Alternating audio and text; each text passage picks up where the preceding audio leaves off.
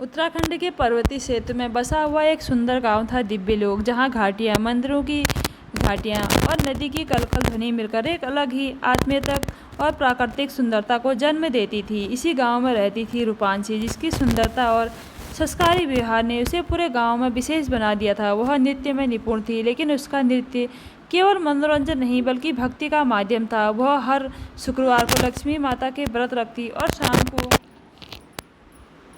मंदिर में दीपक जलाकर देवी माँ के चरणों में नृत्य करती। रूपांशी के जीवन में रोमांच अब तक केवल किताबों और कथाओं में ही था, लेकिन इस बार सावन कुछ अलग लेकर आया था। गांव में एक विवाह समारोह के लिए आया था आर्यमान, जो कि संस्कृत शिक्षक था, जो मूलभूत बनारस का रहने वाला था।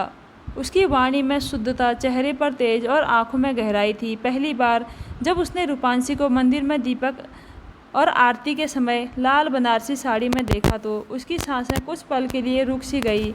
वह दृश्य ऐसा था मानो रति स्वयं नृत्य कर रही हो। शाम के उस कार्यक्रम के बाद आर्यमान ने पहली बार रूपांशी से बातचीत की। वह सीधा बोला, आपका नृत्य केवल शरीर नहीं, आत्मा का श्रृंगार है। रूपांशी पहली बार किसी पुरुष की नज़र में खुद को केवल सुंदर नहीं, पूज्य महसूस कर रही थी।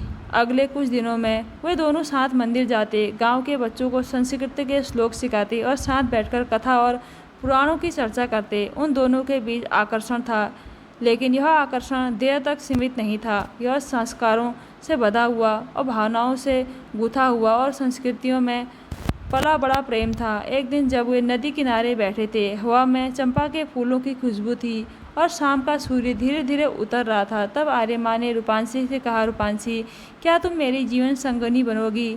एक ऐसी संगनी जो केवल साथ निभाने वाली नहीं बल्कि मेरे जीवन को दिशा देने वाली हो। रूपांशी ने उसकी आंखों में देखा।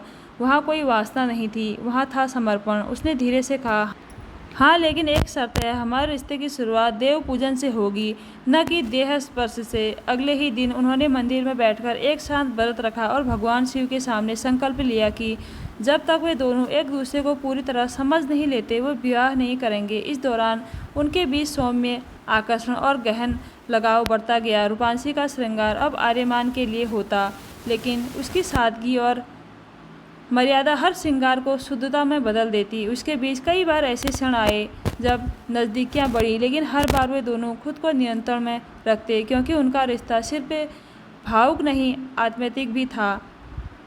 3 महीने बाद पूरे गांव की उपस्थिति में उन्होंने साथ फेरे लिए। फेरे लेते समय आर्यमान ने कसम खाई कि वह रूपांशी के सौंदर्य को पूजा की तरह देखेगा, न कि उपभोग की वस्तु की तरह। वहीं रूपांशी ने भी वचन दिया कि वह न केवल पत्नी बल्कि उसकी साधना और शक्ति बनेगी। विवाह के बाद उनका जीवन हर दृष्टि से परिपूर्ण था, प्रेम, आकर्षण, संयम और समझदारी से भरा हुआ। उनके बीच शारीरिक निकटता भी थी, लेकिन वह हमेशा भावनात्मक समझ और मर्यादा के साथ जुड़ी होती। उनके प्रेम में हॉटनेस थी पर गरिमा के साथ रोमांस था, पर संस्कारों की छाँव में सीख। इस कहानी से यह स्पष्ट होता है कि आकर्षण और श्रृंगार की अनुभूति शुद्ध नहीं होती जब वह आत्मा से जुड़ी हो। आज की युवा पीढ़ी को यह समझने की आवश्यकता है कि रोमांस का अर्थ केवल देह से नहीं होता। असली सेक्स वही है जिसमें आत्मिक जुड़ाव हो, मर्यादा हो और परंपरा के भीतर रहकर प्रेम का सम्मान हो। यह कहानी सिखाती है कि हिंदू संस्कृति में भी प्रेम को मानने के तरीके हैं, शर्तें हैं और गरिमा है। तो दोस्तों, कैसी लगी आज की स्टोरी? अगर अच्छी लगी तो हमारे चैनल को ज़रूर सब्सक्राइब कीजिएगा। धन्यवाद।